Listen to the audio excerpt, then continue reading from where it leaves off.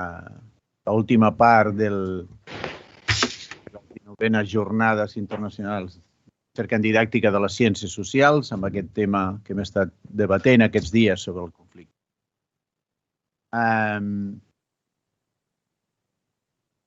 Vamos a dar paso a la conferencia final de las jornadas, en las cuales tengo el placer de presentar al profesor Rafael Grasa, y al que le tengo que agradecer que, a pesar de los problemas que ha tenido de salud, haya hecho el esfuerzo de estar hoy con nosotros. Y él seguro que quiere hacer alguna nota sobre este tema, pero se lo agradecemos muchísimo porque, bueno, pues porque siempre la salud es lo primero. Pero la verdad es que cuando organizamos estas jornadas sobre los conflictos y sobre la resolución de conflictos en la enseñanza de las ciencias sociales, para la investigación y para la docencia, pensamos que era una persona que nos podía aportar mucho por su trayectoria, por su currículum, por su experiencia en este tema, ¿no? No me voy a alargar mucho porque tiene un currículum amplísimo, que es precisamente el que nos ha hecho contar con él para la conferencia. Es licenciado en Filosofía por la Universidad de Barcelona, doctor en la misma, con una tesis precisamente sobre investigación para la paz y relaciones internacionales. Él es profesor de la Universidad Autónoma de Barcelona, fue director del Centro de Estudios Internacionales de esta universidad, de la que también fue secretario general y vicerrector. Ha sido el presidente del Instituto Catalán Internacional para la Paz desde su creación, parte del Parlament de Cataluña hasta 2016, presidió la Federación Catalana de Organizaciones No Gubernamentales para el Desarrollo, fue presidente del Instituto Catalán Internacional de la Paz y ha trabajado fundamentalmente y ha investigado sobre procesos de análisis, de resolución, de transformación de conflictos, de seguridad, de cooperación para el desarrollo, de relaciones internacionales, etcétera. O sea, que tiene una experiencia amplísima para aportarnos un poquito más de conocimiento, de información y de ideas al tema sobre los conflictos, ¿no? Incluso ha participado en procesos de negociación y de resolución de conflictos en América Latina, en África y en Asia Central. Y además participó también en la elaboración de los primeros planes de cooperación de desarrollo catalanes y españoles. No me alargo más en su currículum porque además lo podéis encontrar en la Wikipedia y en tantas publicaciones que tiene. Simplemente le paso la palabra a Rafael Grasa y le agradezco muchísimo que hoy esté con nosotros. Rafael, cuando quieras. Gracias, Antoni. Primero quería agradecer a los organizadores la invitación y pediros excusas a todos vosotros porque debería estar ahí presente, pero lo comentaré. Parte de ese trabajo es mi trabajo desde hace 10 años continuado en procesos de construcción de paz en Colombia y, desgraciadamente, el viernes, no de esta semana, sino de la anterior, me sentí mal, tuve un pequeño accidente cardiovascular con un ictus ligero que no ha generado mayores problemas. Por tanto, un toque de atención a que nos cuidemos todos y me pasé 4 días hospitalizado en Bogotá y ahora ya estoy acá, pero me pidieron que a ser posible hiciera esta semana que está cerrando ahora del máximo reposo hasta que a partir de la semana que viene, que también deberé reiniciar mis tareas docentes en la universidad, también vean aquí el tipo de tratamiento o no que debo continuar, aunque ya digo que ha sido ligero. Eso hizo que le dijera a Antoni y a Jordi de hacer la presentación oral.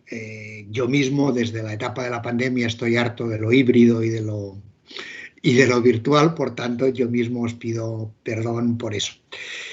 Efectivamente, yo les dije que en el contexto de estas jornadas quería hablaros de educar para la paz y la convivencia en tiempos de guerras, militarismo y militarización. retos y propuestas sin ingenuidad ni bonismos. Yo tengo una larga trayectoria de trabajo en educación y en investigación para la paz. En educación para la paz porque antes de estar en la universidad, desde el año 88, cuando se crea la Facultad de Políticas, la segunda de España en la Autónoma y la primera facultad que crea la Generalitat en la Autónoma en el 86, el entonces decano y luego rector, Josep María Vallès, ya me dijo que contaban conmigo, y en el año 88 ya salió mi plaza y a partir de ahí pues estoy en la Autónoma. Sin embargo, antes fui profesor de secundaria y fui uno de los responsables de introducir la educación en valores y la educación para la paz en cuadernos de pedagogía, donde colaboré durante muchos años. Creé el Seminario Permanente de Educación para la Paz de la Asociación por Derechos Humanos con otros colegas diversos, y ahí es donde he ido trabajando en temas de educación para la paz, digamos, porque, aunque siempre digo que lo que he podido aprender de pedagogía y didáctica es de mi experiencia personal durante algunos años como profesor de secundaria, primero en una escuela de CEPEC y en la parte de secundaria y luego como catedrático de instituto antes de entrar a la Autónoma. ¿Qué he podido aprender en todo este tipo de cosas que quiera comentar con vosotros? Voy a partir de una frase clave, que es una frase que tiene que ver con la enorme capacidad de conocimiento de una persona que era casi analfabeta, un torero español desaparecido hace muchos tiempos que se llamaba Rafael el Gallo y que dijo: lo que no puede ser, no puede ser y además es imposible. Si queréis, eso lo podemos poner en versión académica con una frase final de Isaiah Berlin en El fuste torcido de la humanidad.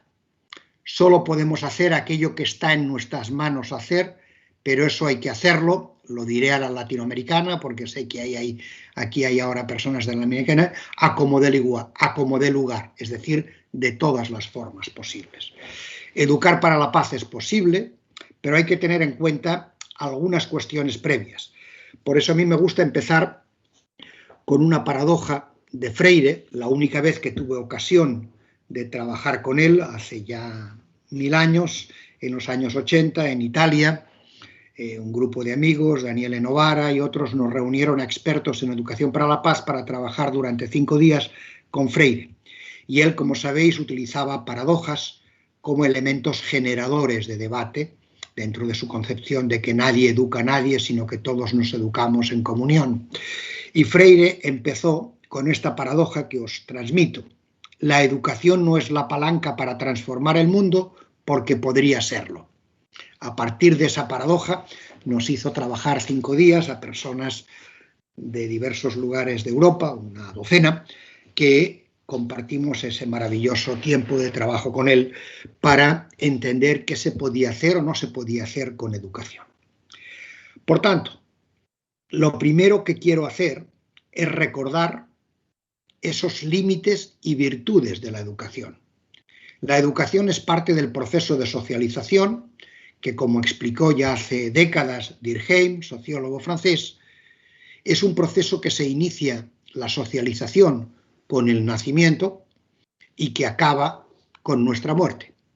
En ese proceso, en contacto con otras personas, recibimos información y formación por mecanismos formales, no formales e informales, sobre valores, sobre procedimientos, sobre elementos cognoscitivos.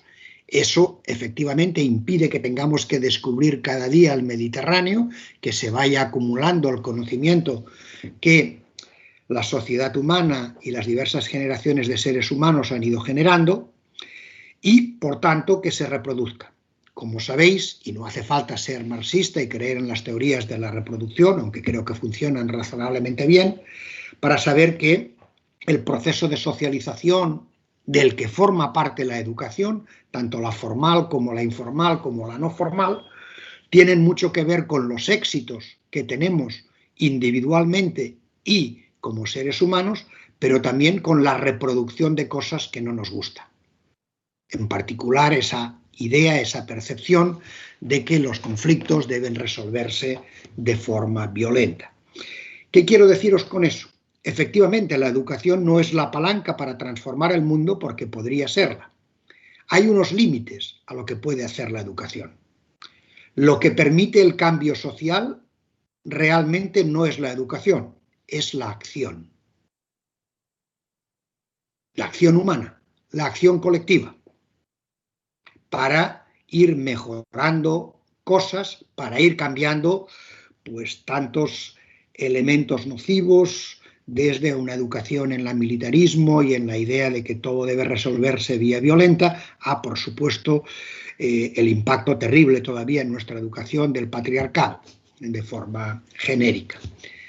Dicho eso, por tanto, lo que se trata es de ver si podemos educar para la paz y la convivencia, pero sin pensar que simplemente se trata de decir seamos buenos o de ingenuidad.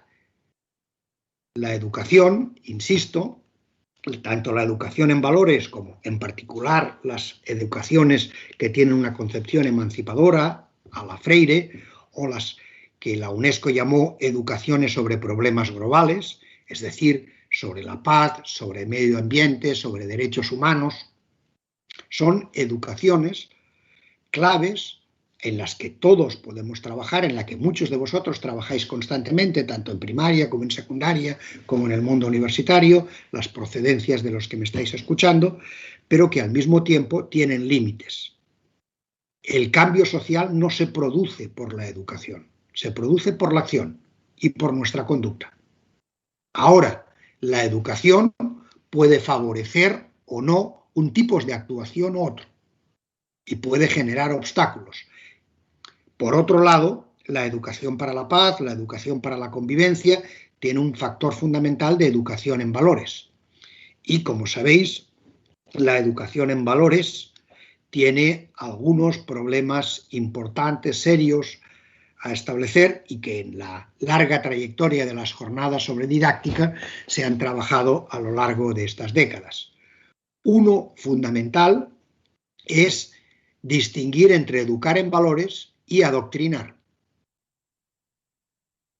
La educación en valores significa generar conciencia crítica, naturalmente teniendo en cuenta las etapas educativas y todo lo que, digamos, la psicología genética, desde Piaget en adelante, nos han dicho sobre cuándo puede llegarse a la autonomía moral de los seres humanos, eso incluso introduciendo las críticas con enfoque de género que varias estadounidenses hicieron en los años 70 y 80 sobre el hecho de que Piaget había trabajado básicamente con niños varones, en parte además sus hijos, y no había tenido en cuenta características diferentes de la socialización en muchachas, digamos desde esa perspectiva. Pero en cualquier caso, sabiendo que hay diferentes etapas del proceso genético evolutivo de la educación y de la autonomía moral, lo cierto es que debemos pensar en elegir unos valores, en criticar otros, en generar pensamiento crítico, capacidad de incidencia, pero al mismo tiempo sabemos perfectamente que el adoctrinamiento puede generar efectos contrarios, es decir, lo que se llama efecto péndulo. Todo el mundo sabemos que hay un momento determinado en que cuando te han insistido mucho, por ejemplo en la adolescencia, en ciertas cosas, te vas hacia el otro extremo por reacción. Pero aparte de todos los problemas de trabajar en educación en valores, favoreciendo la conciencia crítica y la autonomía de las personas y por tanto evitando el adoctrinamiento, porque además puede tener consecuencias negativas en el sentido de provocar lo contrario de lo que perseguíamos, lo importante, el segundo gran tema de la educación en valores, como conocéis, es la evaluación. ¿Cómo evaluar resultados en valores? Eso es algo que en Educación para la Paz y la Convivencia llevamos trabajando desde hace tiempo. Entre otras cosas, porque la evaluación real de la educación para la paz o de otras educaciones en valores no se da en el espacio educativo. Se va a dar cuando esas personas se inserten en el mundo social y tengan capacidad de actuar autónomamente. cuando realmente veremos si ha habido capacidad de educar en y para el conflicto, educar en y para la paz, educar para favorecer la convivencia, será cuando esas personas en la etapa formativa que han recibido ese tipo de educación la hayan generado, la hayan visto, digamos, y la puedan aplicar en entornos externos. Por tanto, ya no seremos nosotras, los educadores concretos, los que podremos formalizar qué ha sucedido ahí. Por tanto, los problemas de evaluar la educación en valores son importantes, incluso en los pocos casos que se ha hecho con claridad y con grupos de control.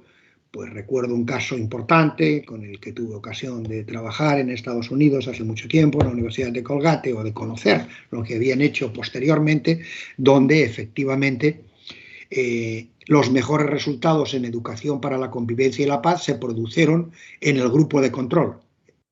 ¿Por qué? Porque el grupo de control era solo de niñas de la edad equivalente al quinto o sexto de primaria, y justamente porque sus valores de partida, por haber tenido una socialización como mujeres, que efectivamente tiene algunos elementos de dependencia, de patriarcado, pero también de mayor proximidad a los valores grupales, al trabajo conjunto, al no discriminar, dieron mejores resultados que lo de los grupos donde realmente había habido 12 semanas de trabajo intensivo en esos temas.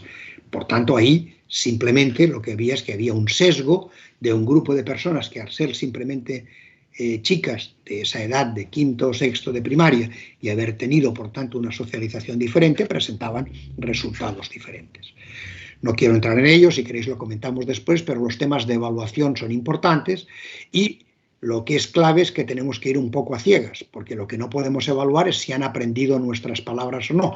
Yo me he encontrado con experiencias, sobre todo en la etapa en que íbamos publicando experiencias de educación para la paz en cuadernos de pedagogía, donde efectivamente veías que lo que te estaban diciendo y lo que habían hecho, lo que habían valorado básicamente era si los muchachos y muchachas respondían de acuerdo a lo que se les había dicho que debía ser lo correcto. Eso no es del todo tan claro, tan importante desde esa perspectiva. En cualquier caso, ese tipo de educación cuenta. Os voy a poner un ejemplo. Ahora, la semana que viene, el 15 de febrero, habrá, digamos, se conmemorarán 20 años de las grandes manifestaciones masivas contra la invasión en Irak del 15 de febrero del 2023. Del 2003, perdón, ahora serán los 20 años. Esas son unas concentraciones que, recordad, en Barcelona congregaron a 1 millón de personas en manifestaciones en la calle, que habían sido convocadas en el Foro Mundial de Porto Alegre, el que había iniciado Lula en su momento en Porto Alegre cuando era su alcalde, y que plantearon esa idea de intentar hacer movimientos masivos de población para intentar evitar lo que finalmente se produjo posteriormente, que es la intervención sin autorización de Naciones Unidas, de Estados Unidos y una coalición en el 2003 ya en Irak, digamos, desde esa perspectiva, y a partir de ahí, posteriormente, la captura y, digamos, eliminación física mediante juicio y luego pena de muerte de Saddam Hussein. ¿Por qué os digo que eso fue un ejemplo interesante? Porque mucha gente se preguntó por qué había habido tales concentraciones de personas en las manifestaciones en Barcelona, muy superiores a las que había habido en otras capitales europeas o internacionales donde también hubo movimientos. La explicación que encontramos, la fundamental, es que detrás de esas manifestaciones estaban ya personas adultas que habían pasado por los procesos de reflexión, algunos de los aquí presentes, por la edad que veo que algunos tienen, lo recordarán, que se produjeron en los centros de primaria y sobre todo de secundaria alrededor de el referéndum sobre la OTAN del 12 de marzo de 1986. Es decir, en muchos centros, sobre todo de secundaria, hubo reflexión sobre lo que eso significaba, aunque los alumnos que asistían a los centros de secundaria en el 86 no tenían derecho a voto porque la mayoría de ellos no tenían 18 años y por tanto no pudieron participar en el referéndum. Pero sí que estuvieron sometidos a muchos procesos de reflexión, de debate, de películas sobre el riesgo de guerra nuclear, qué significaba militarización, armamento, etcétera, a partir de ese momento. Recordad que en el caso del Movimiento por la Paz español, desde el ingreso después del golpe de Estado, del intento de golpe de Estado del 23 de febrero de 1981, digamos en la sesión de investidura de Calvo Sotelo, se produjo un ingreso apresurado en la OTAN, ahí hubo el famoso de entrada no y la petición de un referéndum que fue un elemento clave de la victoria por 10 millones de votos en octubre del 82 del PSOE y su llegada al gobierno, y que eso generó ese movimiento entre el 82 y el 86 hasta ese referéndum. Por tanto, evidentemente pueden tener impactos. Hubo una generación que quedó marcada para una serie de ese tipo de cosas y que efectivamente a partir del 2003 ya eran plenamente adultos y podían manifestarlo de la manera que les tocaba. Por tanto, el impacto de la educación para la paz, de la educación en valores, es obvio, pero tenemos que ver cómo menos. Yo recuerdo que cuando trabajaba en centros y explicaba eso, les decía, ¿y cómo vamos? Me decían, ¿y cómo vamos a saber si vamos bien? Pues si se manifiestan más conflictos en las aulas y esos conflictos aprendemos a resolverlos de forma no violenta. De la misma que recuerden, cuando se está trabajando contra temas de violencia machista, eso que a veces se llama, no del todo correctamente, por una traducción muy literal del inglés, violencia de género, digamos, lo que se está planteando es que efectivamente cuando hay mecanismos de denuncia, las denuncias crecen, pero no necesariamente las denuncias que crezcan significa que está habiendo más delitos, sino que se está visibilizando la enorme cantidad de elementos de coacción, de violencia sexual que quedaban tapados por la incapacidad o las dificultades para denunciar eso en ese contexto. Por tanto, esos elementos de evaluación están ahí. Dicho eso, tanto la educación en problemas globales que generó la UNESCO a partir de los años 70, insisto, derechos humanos, desarrollo, medio ambiente, conflictos, como la educación en valores, ya tienen una larga tradición, una larga experiencia y nos permiten entender algunas cuestiones sobre cómo hacerlo.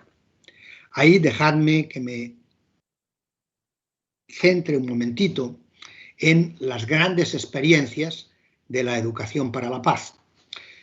Yo escribí varias veces que la educación para la paz en el mundo ha nacido dos veces.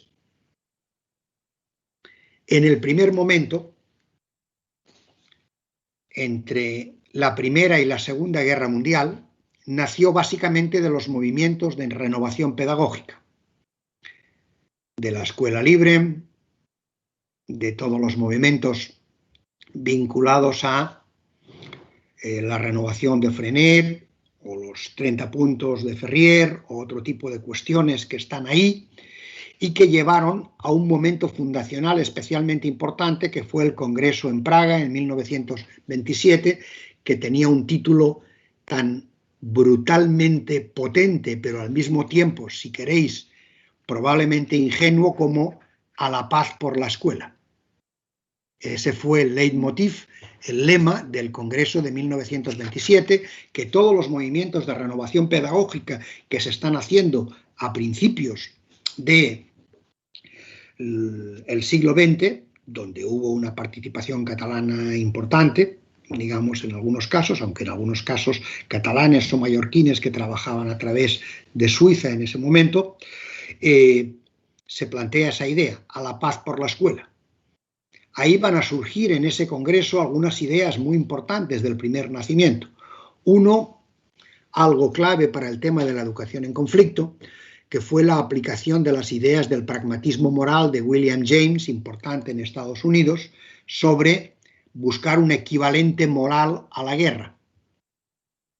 ahí todos los elementos de intentar ver cómo se podía descargar la agresividad mediante técnicas de educación física, otro tipo de cuestiones. Se planteó mucho el tema de la correspondencia escolar, recordad que eso es importante en los métodos Freinet y en otros, el intercambio, las consideraciones diversas. Se aportaron muchas cosas y siguieron trabajándose. Sin embargo, como sabéis, desgraciadamente en el 39 hubo de nuevo una guerra generalizada, esta más mundial que la primera, que realmente no lo fue plenamente, bastante internacionalizada y con consecuencias, como sabéis, duras entre el 39 y 45 en cuanto a la posguerra.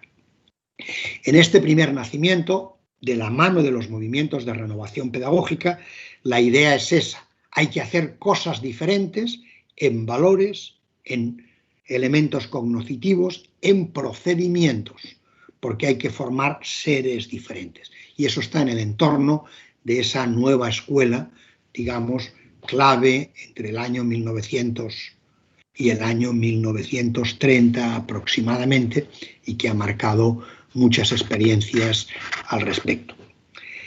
El segundo nacimiento de la educación para la paz fue básicamente en los años 60, 70, en España en los 80, como os decía, vinculado al movimiento para no entrar o para salir de la OTAN y al problema de los euromisiles a partir de 1979, donde la iniciativa la tuvieron sobre todo los movimientos por la paz. Por tanto, era una propuesta que venía de fuera de la comunidad educativa, aunque muchas de las personas que estaban en la comunidad educativa como ciudadanos participaban en ese tipo de movimientos sociales de oposición a alguna guerra, al armamento, al rearme económico, a la militarización o a la pertenencia a una u otra organización militar, defensiva, de seguridad, como podía ser el caso de la OTAN.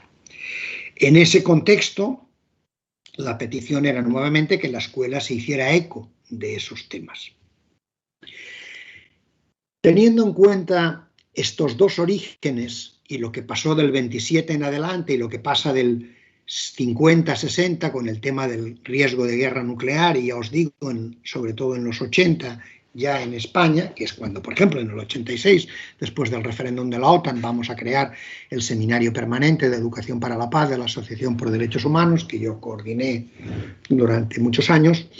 Lo que se está planteando es un debate sobre qué es lo que se puede hacer. ¿Qué conclusiones debo extraer rápidamente para que nos ilustren sobre lo que podemos hacer en este momento, en este contexto de reaparición de las guerras, del militarismo y de la militarización? Voy a destacar tres cosas. Primero, hubo un debate grande, muy fuerte, sobre cuál era el objetivo central de la educación para la paz y la convivencia.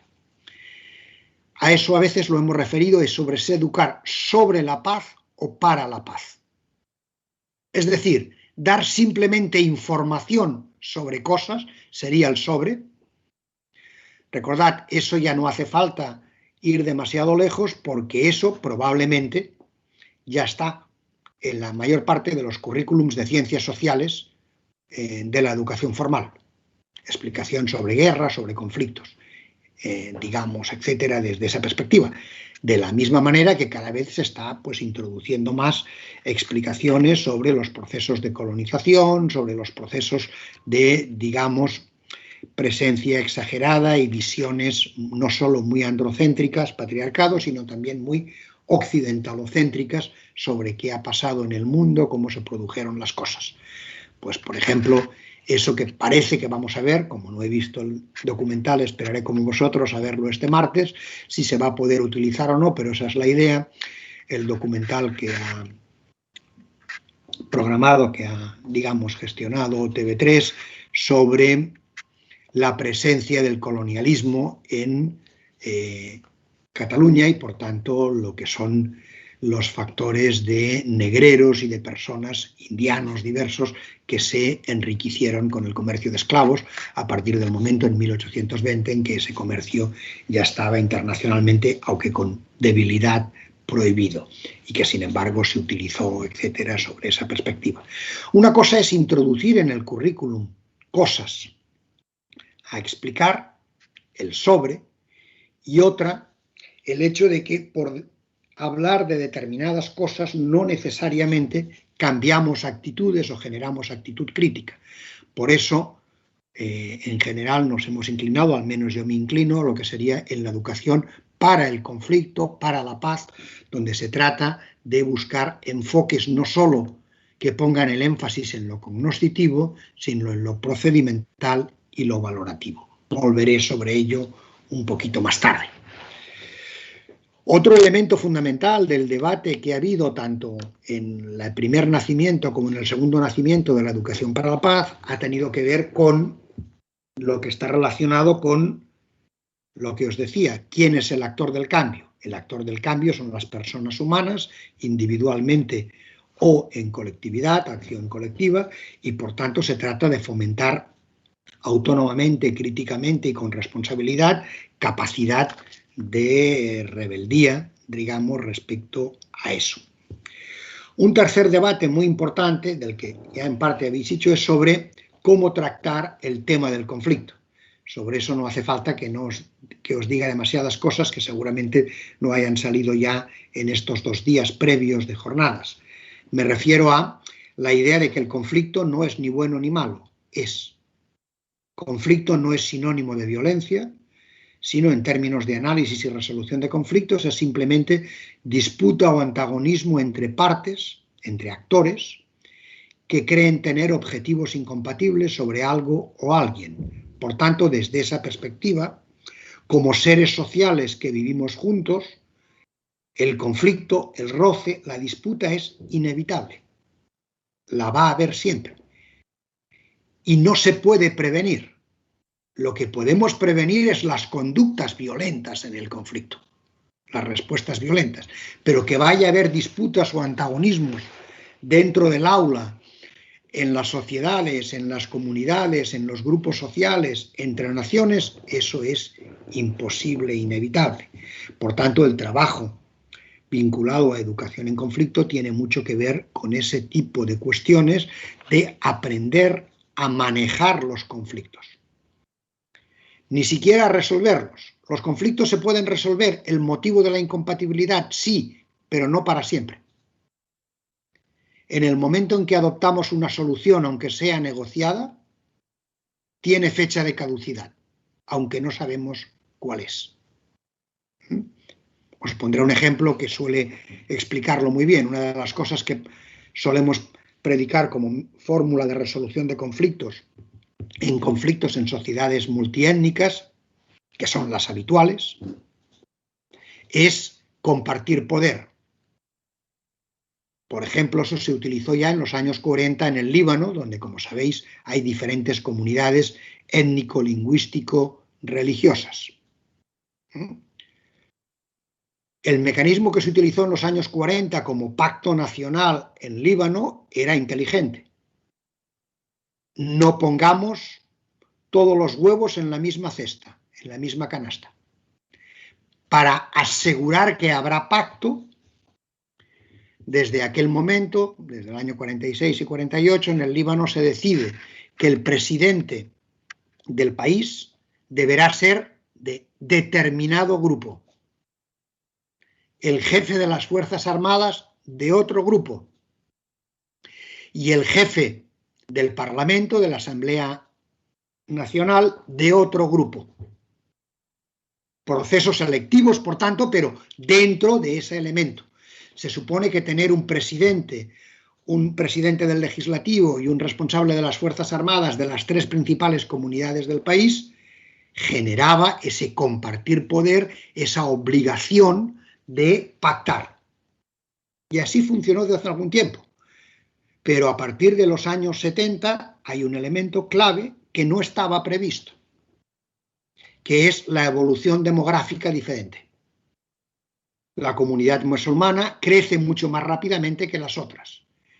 Y lo que había sido una división razonable cuando más o menos la ratio era del 33%, luego no funciona y una de las comunidades dice, sí, pero es que nosotros somos más de la mitad del país y nos corresponde solo un tercio del poder. Eso no es justo, eso no es correcto, eso no nos satisface. Y sin embargo hay un pacto. Cambiar ese pacto exige nuevas negociaciones que no se han podido hacer, etcétera, pero que nos demuestra lo que os quería decir. No importa que hablemos de resolver un conflicto, pero sabiendo que los conflictos siempre vuelven. Por eso, en términos estrictos, lo que decimos es que siempre manejamos los conflictos. Lo sabéis perfectamente todos los aquí presentes por las relaciones personales, de pareja, es decir, los conflictos siempre reaparecen transformados de una forma u otra, digamos, y están presentes en gran parte de nuestra vida y nuestra relación con determinados entornos sociales próximos, sean familiares, sean afectivos, sean, digamos, de relación paterno-filial desde esa perspectiva.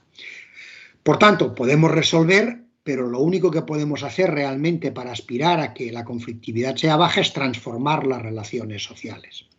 En cualquier caso, tenemos, por tanto, 3 elementos claves a retomar. 1, no basta con educar sobre, hay que educar para, hay que generar actuaciones a ese respecto. Segundo, es importante tener en cuenta en eso qué método, cómo hacerlo y cómo evaluar. Y tercero, un elemento clave y fundamental si queremos trabajar en pro de la convivencia y de la paz es, sabiendo que vamos a tener conflictos constantemente en nuestra vida, individual, grupal, colectiva, aprender a manejar esos conflictos, a resolverlos con mecanismos de negociación, preveniendo lo que realmente es posible, que es las conductas violentas en los conflictos. Sobre eso, cuarto elemento para plantear y pasar a las conclusiones finales y a la propuesta que quería comentaros, es básicamente tener en cuenta que cuando empiezan a hacerse evaluaciones de experiencias de educación para la paz, sobre todo en los años 70, en el contexto de educación para el desarrollo y derechos humanos en países escandinavos, se dan cuenta de los límites de la educación solo basada en lo cognoscitivo. En muchos lugares donde se hace eso, se dan cuenta de que después de trabajar durante mucho tiempo esos temas en primaria, se genera una reacción que es más o menos como la que os voy a plantear ahora. Jo, señor, jo, profe, suerte que he nacido en este lado del planisferio.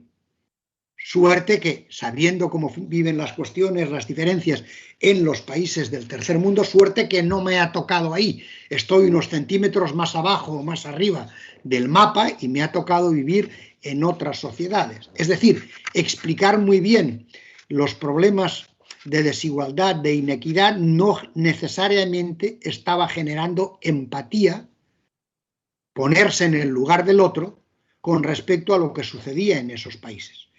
Por eso en esos países se generó el método más eficaz que conocemos y el que yo siempre he intentado transmitir de educación en valores para la paz, para el desarrollo, para los derechos humanos, para la convivencia, para el medio ambiente, que es lo que se llama el enfoque socioafectivo. Es decir, partir siempre de algo que te haga experimentar la situación del otro. Si no experimentas, si no eres capaz de ponerte en el lugar del otro, la empatía no se produce. Hay conocimiento cognoscitivo, pero no capacidad de acercamiento al otro y de ser consciente de lo que podemos hacer nosotros. Para eso hay que utilizar lo que el refrán de los indios Lakota, lo que en las películas del oeste llaman los Sioux, digamos, que es que llaman, solo uno puede aprender a saber cómo le duele el pie a alguien si camina con sus mocasines. porque efectivamente los mocasines están deformados y vamos a encontrar el juanete o el problema, digamos, plantar o lo que sea que eso genera. ¿Cómo podemos aprender a ponernos en el lugar del otro? Haciendo que partamos siempre de situaciones que nos desconcierten. Puede ser un juego de roles, un juego de simulación, un texto que cambie las cosas, mecanismos diversos que apelen no tanto simplemente al conocimiento, sino a que percibamos aproximadamente lo que significa vivir en condiciones diferentes. Por ejemplo, uno que se utilizó mucho y que en su momento cuando lo publiqué en Cuadernos de Pedagogía se reprodujo en muchas partes, es el restaurante del mundo. Era un juego de simulación donde en el comedor escolar ese día se estructuraban las mesas y la comida de manera diferente para perseguir esa sensación de que comida suficiente había para todos, pero estaba mal distribuida, con mesas muy vacías o con muy llenas, con mucha comida, otra comida, etcétera, etcétera. ¿Qué se trataba? De generar una situación que te sorprendía y a partir de esa sorpresa y de la reflexión de cómo te has sentido, qué has visto, qué has percibido, etcétera, etcétera, se puede retomar, se puede recoger luego lo elemento cognoscitivo para generar un cambio desde esa perspectiva. En última instancia, el enfoque socioafectivo para lo que os propongo de propuestas y retos sin ingenuidad ni bonismo significa hacer que nuestras propuestas de educación para la paz, de educación para la convivencia, en estos tiempos en que reaparecen las guerras, el militarismo y la militarización, en parte por el impacto terrible que ha tenido lo que ya pronto va a ser un año de guerra en Ucrania, después de la agresión de Rusia a Ucrania y lo que eso está significando y que si queréis analizamos más tarde. La idea fundamental es que debemos trabajar en educaciones para la paz, la convivencia, en valores, tratando las tres cosas.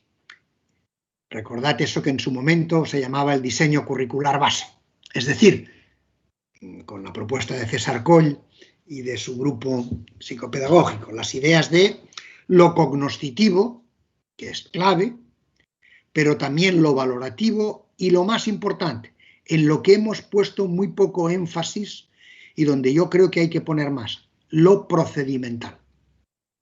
Uno no puede aprender a cooperar diciendo simplemente que la cooperación es buena. No basta con enseñar ejemplos en que la cooperación es buena. Hay que aprender haciendo, enseñar haciendo. Solo se puede aprender a cooperar si uno establece mecanismos de cooperación. Si se coopera en el ámbito escolar para ver que eso realmente puede generar mejores resultados. Lo mismo, uno solo puede aprender a resolver conflictos teniendo mecanismos, reglas estrictas, algunas que se usan ya desde preescolar, para aprender a negociar conflictos. En escuelas que han hecho eso saben perfectamente y los niños aprenden desde el principio que hay momentos determinados en que si tienen un conflicto van a tener que salir fuera y discutir entre ellos, ver cómo lo afrontan, cómo lo plantean, etcétera, para llegar a algún tipo de cuestiones. Uno no aprende a negociar si no es negociando. Uno no aprende a deliberar si no es deliberando. Lo que nos enseñan métodos de comunicación de los grandes medios de comunicación no es diálogo, es debate. Y el debate busca la confrontación, que alguien gana. Recuerden, en muchos de los debates que vemos por medios de comunicación, nadie escucha a nadie, se interrumpen constantemente y ni siquiera se rebaten los argumentos del otro. Se le hace decir al otro a veces lo que nosotros creemos que ha dicho o lo que nos interesa que ha dicho. Nos interesa creer que ha dicho para establecer nuestra opinión. El diálogo es un proceso de comunicación a través de la razón. Significan mecanismos diversos. Por tanto, lo procedimental para mí en este momento es tan importante como lo cognoscitivo e incluso más importante que lo valorativo. Se trata de enseñar técnicas, de enseñar procedimientos, de ver cómo se pueden hacer cosas. En el caso de conflictos, ya insisto, ese tipo de cuestiones, mediación, facilitación, arbitraje, negociación, métodos diversos, diálogo, deliberación, digamos, desde esa perspectiva. Por tanto, ahí hay elementos claves como los que hablamos de escucha activa, de paráfrasis, de otros elementos para aprender a hacer todo eso. Por tanto, lo que estoy diciendo es que no solo hay que partir de un enfoque socioafectivo, es decir, partiendo de experiencias prácticas que sorprendan al personal, a la persona o a los alumnos con los que estamos trabajando y les permitan luego generar empatía, sino hay que darle mucha importancia a la sorpresa para generar algo que permita salir del statu quo, de lo que damos por descontado. Por tanto, es lo que sería mover el suelo, mover el piso para ver otra cosa, y luego a partir de ahí generar mucho debate sobre lo procedimental y lo sociocognitivo. ¿Por qué creo que eso es importante? ¿Por qué debamos tener en cuenta? Porque efectivamente, si os fijáis ahora, vemos cada vez más una situación, y esto sería parte de mi conclusión final, en el caso de lo que ha generado la guerra de Ucrania, de esa situación de que no hay otra opción que la vía militar, etc. No voy a entrar ahora en debatir si a Ucrania hay que darle armas o no armas, ese es un tema que está fuera del alcance de lo que quiero plantearos hoy, pero en cualquier caso, fijaros lo sorprendente en el caso de Ucrania, empezando por lo primero. La agresión rusa es una agresión de manual, ilegal, ilegítima, contraria al derecho internacional. Y sin embargo, por tanto, a partir de ahí hay derecho a la legítima defensa por parte de Ucrania. Eso está claro. Pero en cualquier caso, qué poco escuchamos de la necesidad de una vía negociada, de un intento de buscar elementos, al menos de un alto el fuego, de una tregua durante un tiempo, sabiendo que obviamente el problema de fondo es muy complicado y será difícil de resultar. Si uno parte de la opinión de que la única opción es la victoria de una de las dos partes, insisto, eso puede ser legítimo, desde esa perspectiva que alguien lo crea, lo que está es eliminando ciertos rasgos, ciertos elementos de posibilidades de respuesta desde ambos lados. En suma, y para acabar, hoy en día estamos en un proceso en que vamos a verlo cuando en mayo el Instituto para la Paz de Estocolmo, que es el que da los datos más fiables sobre gasto armamentístico, publique los del año 2022, pero por los avances que ya tenemos va a haber un incremento del rearme notorio en todas partes, incluyendo obviamente Europa, un resurgimiento de mecanismos de militarismo, de militarización y, sin embargo, poca insistencia en la necesidad de resolver algunos temas de forma negociada y al mismo tiempo, recordad, una poca capacidad crítica. Entonces, en resumen, ¿hay que educar en la paz y en la convivencia en estos momentos? Sí. ¿Cómo hay que hacerlo?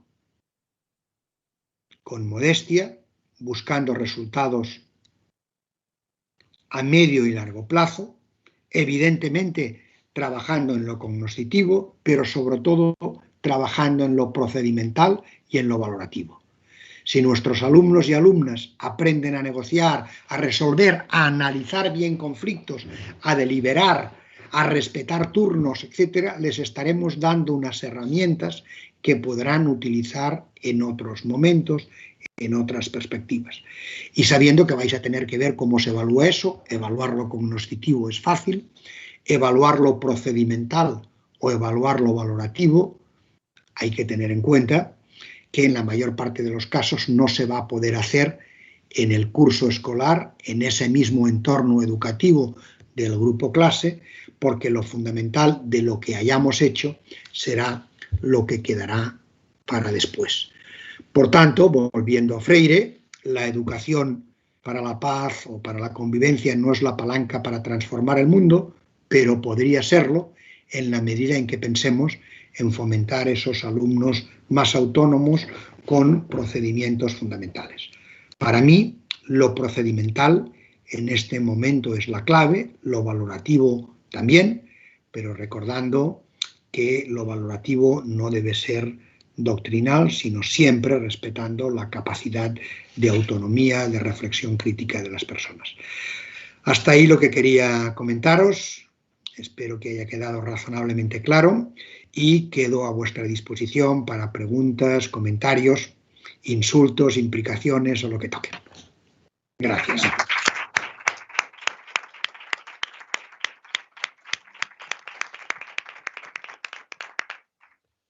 Muchísimas gracias, Rafael. Creo que has puesto sobre la mesa muchas cuestiones que nos hacen reflexionar profundamente y además te agradecemos mucho que hayas hecho este esfuerzo que gracias a tu trayectoria lo puedes hacer, de ir de la teoría a la práctica, digamos. Una reflexión teórica muy bien fundamentada y después estos ejemplos de cómo lo podemos hacer, ¿no? Que esto también se agradece mucho por parte del profesorado que nos dedicamos a cualquier etapa educativa o a la formación del profesorado, que también aquí tenemos una gran labor. Yo creo que es una excelente, bueno, fantástica reflexión final para ir, no para cerrar las jornadas, sino para seguir pensando, y damos la palabra ahora a la audiencia por si queréis hacer algún comentario o alguna reflexión, una pregunta. ¿Sí? ¿Carmen? Sí, buenos días, profesor. Muchísimas gracias por la ponencia, porque la verdad es que ¿me levanto? Vale. La verdad es que nos ayuda muchísimo a ponernos en situación desde la perspectiva de las aulas. Nosotros hemos traído una pequeñita investigación respecto a cuestionarnos los programas de educación para la paz. Hemos relacionado lo que es el concepto de conflicto, violencia y paz, que son los 3 conceptos que aparecen en los programas educativos de la paz. Y curiosamente, en esta pequeña investigación nos aparecían que los alumnos y las alumnas conocían conflictos globales, sociales. En cambio, poseían herramientas para participar en estos conflictos que estaban relacionadas con sus relaciones interpersonales. Es decir, no tienen herramientas, no consideran que tienen herramientas para trabajar o para poder trabajar o abordar conflictos globales sociales. En cambio, sí que tienen herramientas para esos conflictos dentro del aula o estos conflictos sociales. Mi pregunta va en torno a ¿cómo considera usted los programas de educación para la paz, si están preparados también para abordar no solamente estos conflictos interpersonales, sino los globales? ¿Cree usted que realmente ahora los programas funcionan, dan esas herramientas para que los alumnos se consideren que pueden transformar el futuro, como bien hemos visto en las ponencias, la ponencia esta mañana con el profesor Santisteban? ¿Hay herramientas? ¿Piensan o se quedan solamente en conocer el conflicto y gestionarlo? Gracias. Gracias por tu pregunta, Carmen, y por tu comentario. Efectivamente, yo creo que hay que hacer una valoración crítica de muchas de las propuestas. Yo recuerdo que cuando en el Seminario de Educación para la Paz empezamos a generar materiales, los libros sobre resolución y alternativa de conflictos, nuestras unidades didácticas, teníamos 2 obsesiones. 1, evitar la receta y la panacea, porque había un momento en que había lo que yo llamo el síndrome del maestro, que es la idea de que si hay un problema eso debe entrar en las aulas y en la educación formal, desde la educación viaria, no sé qué. Y en muchos de los casos, lo que ha habido en muchos de los programas de educación para la paz, estoy de acuerdo contigo, es que para los grandes temas globales ha habido poca formación básica sobre análisis de conflictos. Y los análisis de conflictos están estructurados. Es una idea fundamental, hay que fragmentar los problemas. Nosotros trabajamos con una especie de triángulo diciendo 2 cosas. Lo más importante de un conflicto y lo más peligroso es lo que no se ve, porque está invisibilizado o porque no es visible. Y la invisibilización puede ser intencional en algunos casos, por supuesto, como pasa con el patriarcado, digamos, en otros temas. Es decir, que hay un elemento clave, que es que un conflicto es como un iceberg. Lo que vemos es la parte emergida, pero recuerden, lo que hundió al Titanic no fue la parte emergida, fue la sumergida, porque como los buques tienen mucha inercia y se cuesta mucho cambiar, cuando vieron el iceberg ya no hubo tiempo de girar el barco y esa parte. Entonces, lo importante es analizar lo que no se ve y evitar esa sensación muy sencilla de que los conflictos son fáciles de entender o no, o esa cosa que pasaba, por ejemplo, con la antigua Yugoslavia o con otros conflictos, que la gente decía, es que este conflicto yo no lo entiendo, y menos que lo vas a entender a partir de ahora, porque la mayor parte de los conflictos no los podemos utilizar como una película de cowboys de buenos y malos. ¿Dónde están unos? ¿Dónde están los otros? Digamos, desde esa perspectiva, desde esa óptica, y está habiendo movimientos de cambio muy importantes, digamos, desde esa perspectiva. Ha habido dos procesos, por ejemplo, que han afianzado enormemente a la OTAN como organización. Uno fue en los años 90, que los antiguos enemigos, casi todos, excepto la Unión Soviética, luego Rusia, quisieron entrar dentro. Otro está siendo los cambios que se están produciendo ahora, que dos países neutrales, uno neutralizado, pero muy orgulloso de su neutralidad, que se la impuso la Unión Soviética, Finlandia y Suecia, hayan pedido el ingreso en la OTAN, que si aún no es efectivo es porque Turquía se está negando a aceptarlo y necesita el acuerdo de todos, nos obliga a entender cosas. Efectivamente, yo creo que hay pocos elementos de análisis y que debería darse más elementos para analizar bien los conflictos, lo que solemos diferenciar. Primero, fragmentar. Una cosa es el motivo, la incompatibilidad o las incompatibilidades del conflicto, otra cosa son las conductas de los actores y otras cosas son las percepciones, sensaciones, necesidades. Todo eso debería hacerse más, y así como efectivamente se han dado muchas herramientas para manejar los conflictos en el aula o en el grupo clase o en el entorno educativo, en el centro, no suficiente para eso, etc. Entonces yo diría que en ciencias sociales hay que introducir más análisis de ese estilo. Por ejemplo, cuando yo, incluso a mis alumnos de la universidad, les comento o hablamos de la guerra de Ucrania, yo parto siempre de una hipótesis. Digo, miren, vamos a agafar estamos hablando de una guerra, pero de 3 conflictos. Si queremos entender lo que está pasando en Ucrania, tenemos que tener en cuenta que hay 3 conflictos en el sentido de disputas, no de violencia. Uno geopolítico, general, por el dominio del mundo, entre Estados Unidos y China, donde Rusia es el tercero menor. Otro es un conflicto en el entorno euroasiático, porque Europa en sentido geopolítico no es claro, es decir, euroasiático quiere decir, en términos geográficos, hay una masa geográfica euroasiática, porque los Urales o el Cáucaso no son una partición clara desde esa perspectiva.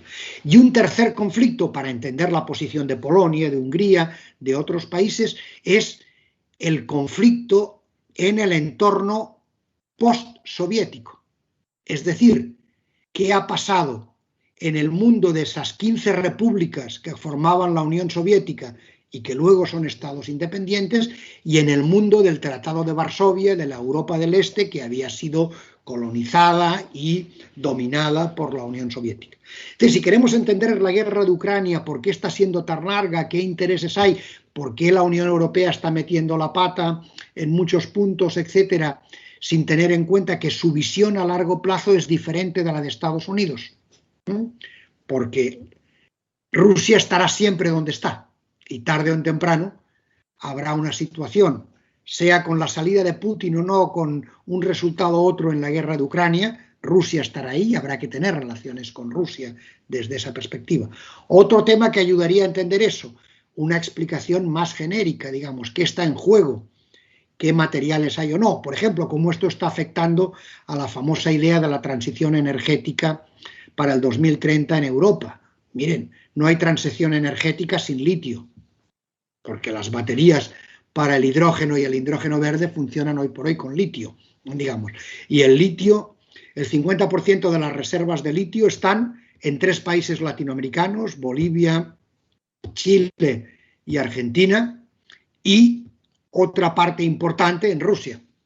Por tanto, sin litio no va a haber baterías, ni coches eléctricos, etcétera, etcétera. Eso es inviable desde algunas perspectivas.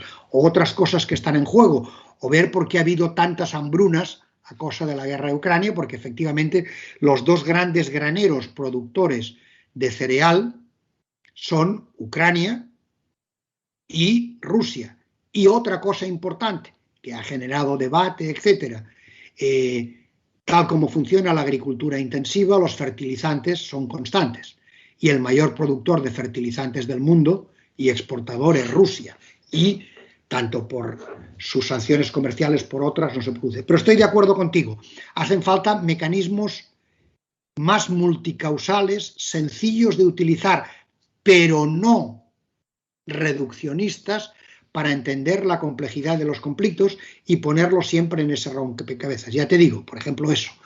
Hay una sola guerra, pero para entender lo que sucede tenemos que tener en cuenta esos tres conflictos. El geopolítico, el euroasiático, que tiene que ver mucho con la Unión Europea, por supuesto, y el del antiguo espacio postsoviético, que sigue estando en temas de reordenación, etcétera, desde esa perspectiva.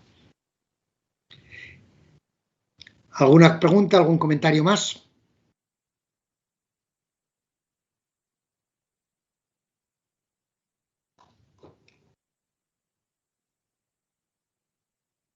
Buenos días, profesor Rafael Grasa. Soy Gustavo González, profesor del departamento, pero colombiano de nacimiento. Por lo tanto, ahí me llama la atención, evidentemente, pues estoy muy tocado por toda la trayectoria, la historia del conflicto colombiano, pero en ese juego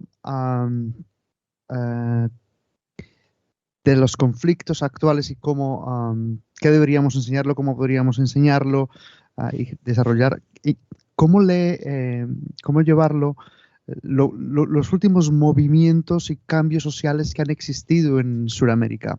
Digo porque el día de ayer, por ejemplo, teníamos la intervención de un colega mexicano que hablaba acerca de lo que está sucediendo en México, con un tipo determinado de violencia y de conflictos. Pero luego también tenemos lo que ha venido sucediendo al crecimiento de los populismos, no solamente en el mundo, pero cogiendo el caso brasilero, o los cambios, los estallidos sociales y los cambios políticos que se han generado en países como Chile, Colombia. Sé que son muchos conflictos y de diferente tipo, pero lo digo porque en ese marco global que está generando el conflicto, la guerra entre Rusia y Ucrania, ¿cómo plantearse y enseñar esos conflictos y esos conflictos que generan cambios sociales? Te hago también esta pregunta, no solo como colombiano, evidentemente que me interesa, sino porque en el auditorio también tenemos personas de Chile, Paraguay, Uruguay y otros lugares. Gracias. Gracias. Yo creo que lo primero que hay que hacer es recordar que necesitamos analizar con precisión. Lo fundamental en términos de educación en valores es ser capaces de percibir semejanzas y diferencias. Las categorías conceptuales, las taxonomías demasiado estrictas, demasiado genéricas y ambiguas no sirven mucho. Por ejemplo, yo llevo 15 años trabajando en Colombia, en este momento de nuevo, ahí por eso dije que ahí me pasó el accidente cardiovascular después de, y no creo que fuera por eso, de un trabajo serio que estoy haciendo ahora, trabajando con seguridad humana y paz total, con policía y fuerzas armadas para intentar que entiendan las propuestas que ha hecho el nuevo gobierno de Petro, de paz total y otras cosas, y asesorando de nuevo procesos de negociación. Pero por ejemplo, una cosa que ha hecho mucho mal en Colombia es hablar del conflicto colombiano. Eso es un mal análisis. Ni siquiera hay un solo conflicto violento en Colombia. Hay muchos. Y además, si hablamos del conflicto colombiano, ¿no? Hubo varios conflictos, ha habido más de 200 guerrillas en Colombia, de acuerdo con el inventario que hizo Darío Villamizar hace 2 años, en un libro importante a ese respecto, desde hace tiempo. Y evidentemente, aunque hubo un acuerdo de paz exitoso que se ha implementado de forma regular, digamos, entre el gobierno Estado colombiano y las FARC-EP, que acabó en el 24 de agosto de 2016 con acuerdo, y que luego del plebiscito que perdió el sí se renegoció y acabó el 24 de noviembre de ese mismo año 2016, ya no en La Habana, sino en el Teatro Colón, en Bogotá, pues se pone fin a un conflicto, pero quedan otros y reaparecen, hay reacomodos de violencia, y en este momento estoy dirigiendo 2 tesis doctorales, una se lee la semana que viene, ya justamente sobre el reacomodo de la violencia, en este caso en Tumaco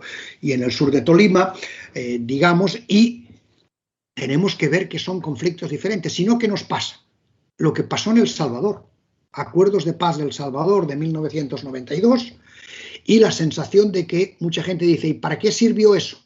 Porque hoy los indicadores de violencia y de muerte por violencia directa en El Salvador son peores que lo de la etapa del conflicto en los años 80. Y ciertamente son peores, pero estamos hablando de violencias directas diferentes. Por ejemplo, un dato fundamental para tener en cuenta es diferenciar entre violencias. Violencia directa, violencias estructurales o inequidades, que son causas generadoras, y sobre todo algo en lo que sí que puede trabajar la educación para la paz, que es en lo que llamamos violencia. Galtung llamaba violencia cultural, hoy preferimos llamar violencia simbólica porque es más claro, es decir, procesos de legitimación de que el único recurso posible para resolver el conflicto es la violencia y la victoria de uno sobre otro, cosa que eso a veces en el campo de batalla no se produce, como no se va a producir probablemente en los próximos meses en Ucrania, ni por un lado ni por el otro, digamos, desde esa perspectiva. Entonces, ese análisis fino, saber que hay varios conflictos, clasificar, no confundir, todo está relacionado con todo, pero debemos distinguir. Yo ahí insisto siempre en el método matemático, probablemente porque mi primera formación fue como lógico matemático, es decir, lo que hacemos con el cálculo infinitesimal, con las integrales.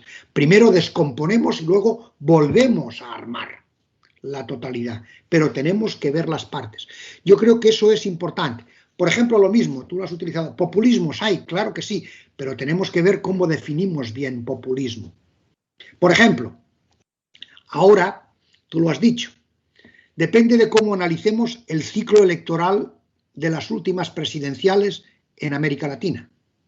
Efectivamente, ha habido 5 victorias en las 5 economías más importantes de América Latina en este momento de gobiernos de izquierdas. Pero también lo podemos ver de otra manera. Yo di una conferencia no hace mucho sobre eso para intentar que entendieran eso. También podemos ver que en las 12 últimas elecciones presidenciales en América Latina, en 11 ha ganado siempre la oposición, de derechas o de izquierdas.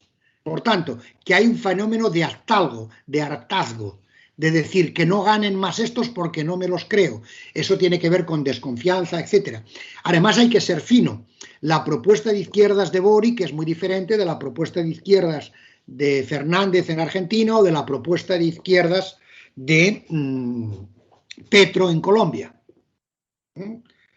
Entre otras cosas porque, por ejemplo, la propuesta de Petro en Colombia básicamente, programáticamente, es socialdemocracia y poco más. Pero bueno, puede haber otros cambios, otras opciones ahí al respecto, de talante, de lo que se vaya a hacer, no hacer, etcétera, desde esa perspectiva.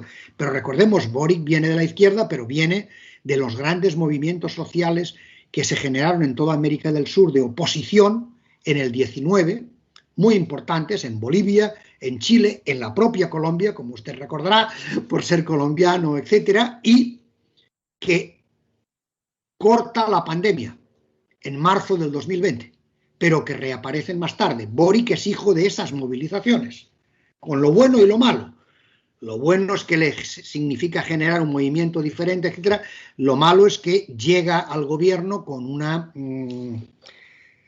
mayoría social importante, pero con una mayoría parlamentaria exigua, que se va a complicar más después de la pérdida del referéndum sobre la constituyente, digamos, etcétera, desde esa perspectiva. Entonces, hay que analizar eso bien, digamos, etcétera. O, por ejemplo, en el caso de Colombia, pues las dificultades, por ejemplo, que tiene la propuesta de paz total de Petro, sobre la que acabo de escribir y que estoy intentando asesorar a miembros del gobierno sobre ello.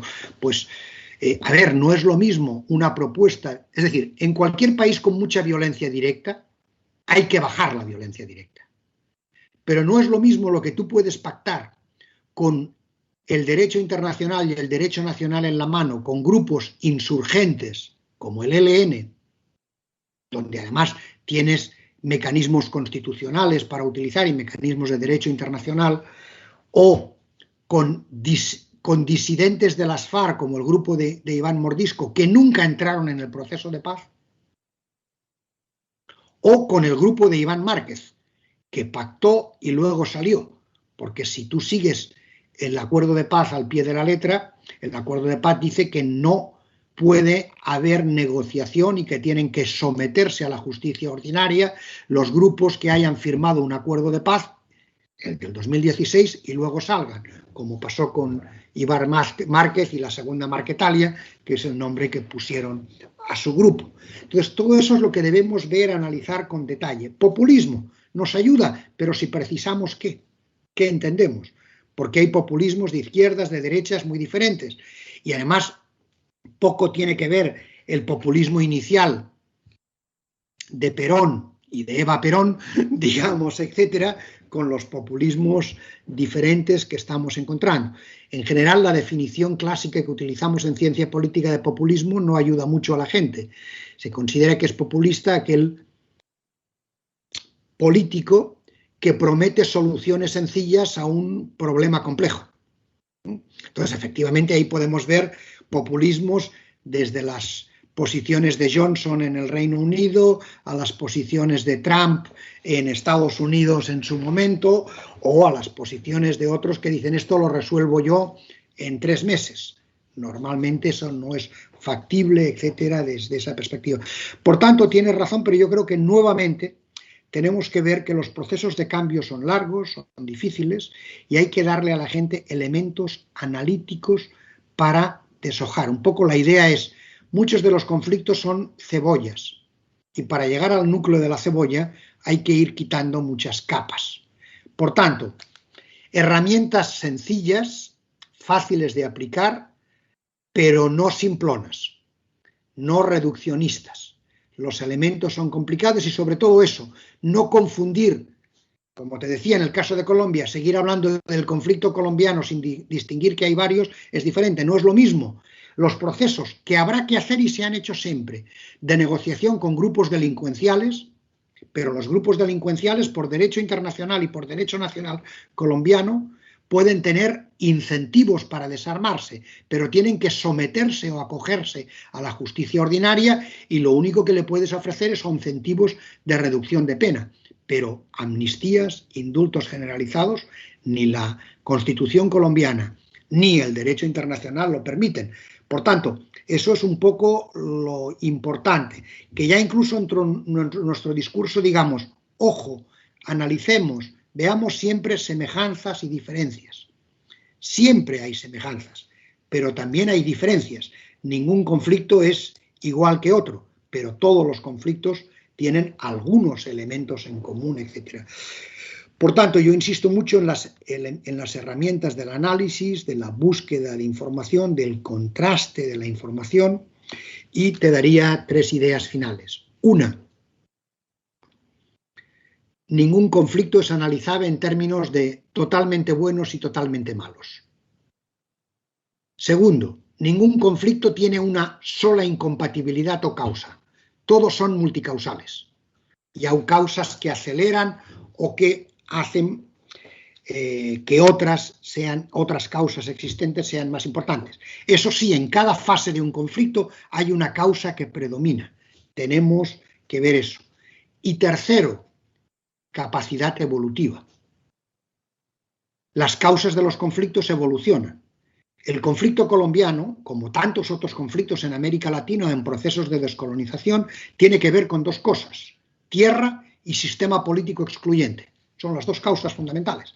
Pero la tierra no es lo mismo en los años 50 o 60, que tenía que ver con mecanismos de uso de qué hacer con la tierra cultivable o utilizable para ganadería intensiva, que hoy en día. La tierra hoy en día es el uso del suelo, pero también es los recursos, la ordenación del territorio, y lo más importante hoy de la tierra, por ejemplo en América Latina, es lo que hay debajo, lo extractivo, los recursos minero-energéticos que existen.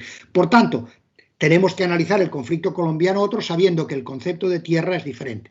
Eso, por ejemplo, os permitiría analizar muchas cosas. Solo hay 2 lugares en el mundo que sigan teniendo tierra cultivable para un problema fundamental que será el de la alimentación. África, donde gran parte de esa África, de esa tierra que existía, ha sido no comprada, pero sí alquilada para su uso por China y América Latina. En Europa no hay tierra prácticamente cultivable nueva, digamos, etc. Por tanto, eso va a plantear problemas de algún tipo. Es decir, el sistema ineficiente que utilizamos, que es gastar grandes cantidades de tierra, de fertilizantes, para cultivar rumiantes y luego comérnoslos, digamos, etcétera, como fuente de alimentación, digamos, plantea dudas. Es decir, con 10.000 millones de personas pronto, estamos en 8.000, el sistema de capacidad alimentaria intensiva, con ganadería, con consumo básicamente de proteína de origen animal, cárnica o de pescado, tiene sus límites, etc. Ese tipo de herramientas de análisis pueden ayudar a entender cosas. Es decir, hagámoslo sencillo, pero no reduccionista. Y sobre todo que la gente perciba que las cosas evolucionan, que no son iguales, como os decía, con el tema de tierra o sistema político excluyente, etcétera, que las cosas cambian. Y eso, está bien que tengamos presente que ha habido cambios de izquierda en el ciclo reciente electoral presente, pero también que tengamos en cuenta que Argentina, Bolivia, Chile, Colombia tienen presidentes de izquierda diferentes y con diferentes capacidades sociales y agendas de actuación. No sé si eso te sirve, pero espero que para ti y para los otros latinoamericanos en la sala os ayude un poco. Seguro que sí, seguro que sí. Te agradecemos muchísimo la...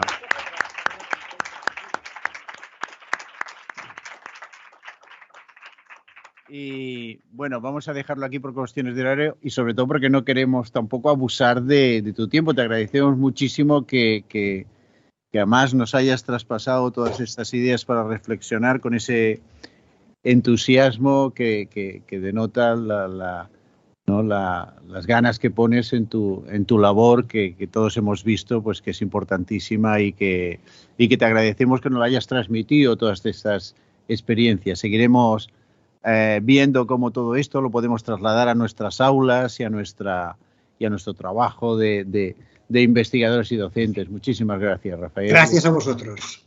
Un abrazo.